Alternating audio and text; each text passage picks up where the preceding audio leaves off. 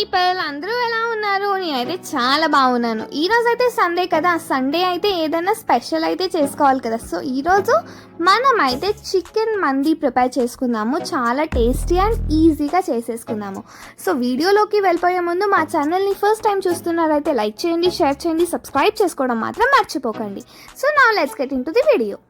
ముందుగా స్టవ్ మీద ఒక పాన్ పెట్టుకొని అది వేడైన తర్వాత అందులోకి 2 టేబుల్ స్పూన్స్ ధనియాలు, 1 టేబుల్ స్పూన్ జీలకర్ర, ఒక జావిత్రి, 5 ఇలాచీలు, 2 ఇంచుల దాల్చిన చెక్క, ఒక చిన్న జాజికాయ ముక్క, 1 టేబుల్ స్పూన్ సోంపు, 1 ఇంచ్ సొంటి, ఇవన్నీ వేసి బాగా ఫ్రై చేసుకోవాలి.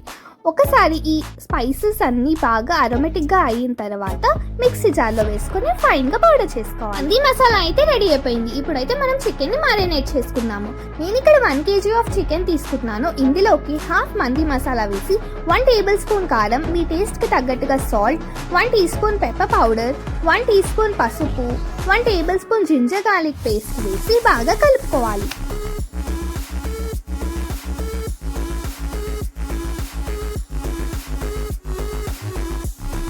ఇప్పుడు కొద్దిగా ఆయిల్ ఇంకా హాఫ్ లెమన్ యొక్క జ్యూస్ని కూడా వేసి బాగా మసాజ్ చేస్తూ పీసెస్ని కలుపుకోవాలి. మసాలాస్ అన్ని కలిపిన చికెన్ని ఒక 10 to 15 మినిట్స్ మ్యారినేషన్ కోసం పక్కకు పెట్టేసేయాలి. ఆ తర్వాత స్టవ్ మీద ఒక పెద్ద గిన్నెను పెట్టి అందులో వాటర్ వేసి స్టీమ్ చేసుకోవడానికి వీలుగా ఉన్న గిన్నెను దానిపైన పెట్టి దానిపైన మనం మ్యారినేషన్ చేసుకున్న చికెన్ని పెట్టి మనం స్టీమ్ చేసుకోవాలన్నమాట. ఇలా స్టీమ్ చేసి కుక్ చేస్తాం కాబట్టి చికెన్ పీసెస్ అనేటివి చాలా జ్యూసీగా అండ్ టేస్టీగా ఉంటాయి. ఈ స్టెప్ మాత్రం అస్సలు మర్చిపోకండి.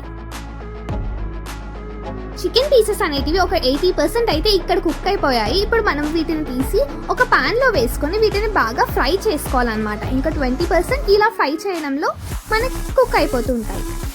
నార్మల్గా మనం సాంబార్ చేసుకున్నప్పుడు ఇలా సైడ్ డిష్ కప్ చేసుకొని తింటే కూడా చాలా టేస్టీగా ఉంటుంది. మనం చికెన్ స్టీమ్ చేసినప్పుడు వచ్చే వాటర్ని మాత్రం అస్సలు వేస్ట్ చేయకండి, అది మాత్రం చాలా ఇంపార్టెంట్. ఆహా, చూస్తున్నారు కదా ఎంత బాగా రోస్ట్ అవుతుందో చికెన్.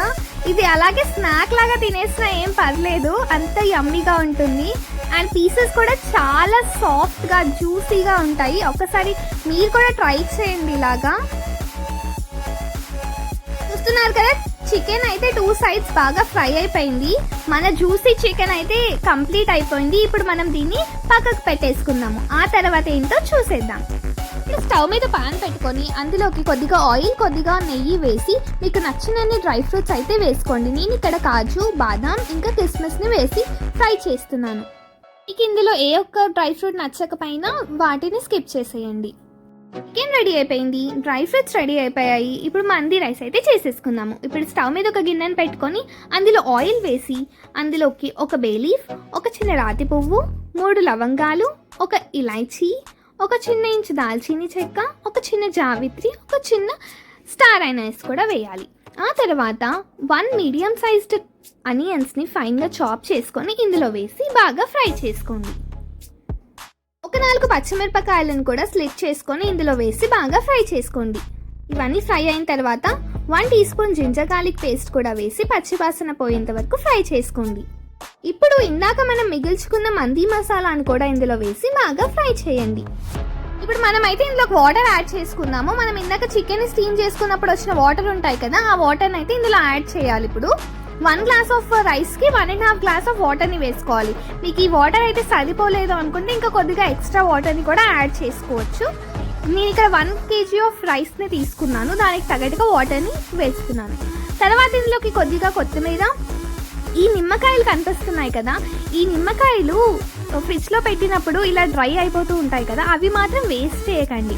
ఇలా మనం మంది చేసుకునేటప్పుడు అందులో వేసేయండి. దీనికి తగ్గట్టుగా సాల్ట్, ఇంకా నానబెట్టిన రైస్ని కూడా ఇందులో వేసేసి బాగా ఒకసారి కలిపేసేయండి.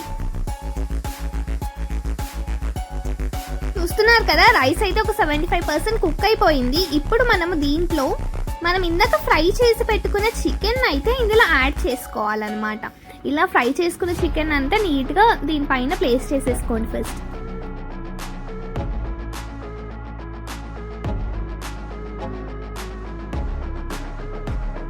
చికెన్ అయితే ప్లేస్ చేసుకున్న తర్వాత దానిపైన ఫ్రైడ్ ఆనియన్స్, ఇందాక మనం ఫ్రై చేసి పెట్టుకున్న డ్రై ఫ్రూట్స్ని కూడా వేసేయండి.